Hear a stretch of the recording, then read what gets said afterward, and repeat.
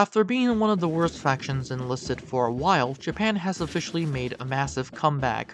With new weapons and vehicles, Japan has currently some of the deadliest and most overpowered weapons in the game, thanks to the Burning Steel, or should I say Stronger Than Steel update. The weapons are so OP, as a matter of fact, that not only are they able to fight back against the United States and the UK, but they are even able to stomp them.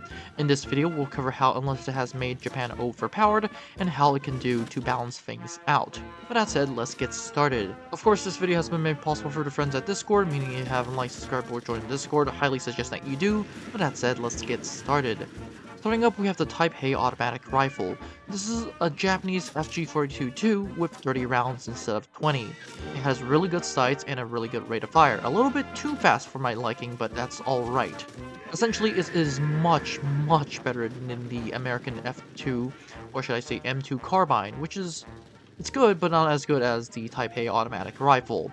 What's more is that the Japanese have the Type 100 machine gun. Now, I honestly prefer the Type A automatic rifle, but the Type 100 machine gun is no slouch. The gun that is most likely compared to the Type 100 machine gun is the MG15 for the Germans at Tier 5.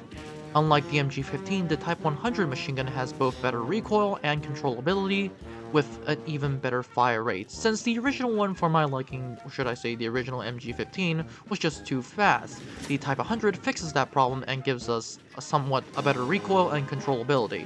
The issue is that at range is still a little bit issue if you especially don't have it propped down, but that's overall okay because you're mostly going to be storming into buildings with this weapon. Next up, we have the Ho-Ri. This Japanese tank is the Japanese answer to the Pershing. Well, at least not historically, but the Ho-Ri is much better than the Pershing.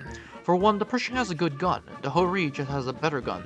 Pershing has good armor, but the Ho-Ri has much stronger front armor, to the point that the Pershing cannot penetrate the Ho-Ri. As a matter of fact, I would say that the Pershing as of right now isn't that good. The Pershing cannot penetrate the Tiger II, and the Pershing can be easily destroyed by the Tiger II.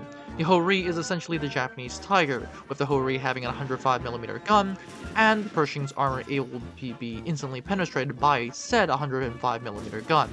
The Ho-Ri's armor, on the other hand, is also very good, like I just stated. The Ho-Ri has good slanted armor and good thickness for its armor, meaning that the Pershing cannot penetrate it. The gun on the Ho-Ri is pretty good. The speed, because of all things, is also very good because despite the heavy armor, or should I say the heavy looking armor, the Ho-Ri is actually quite fast.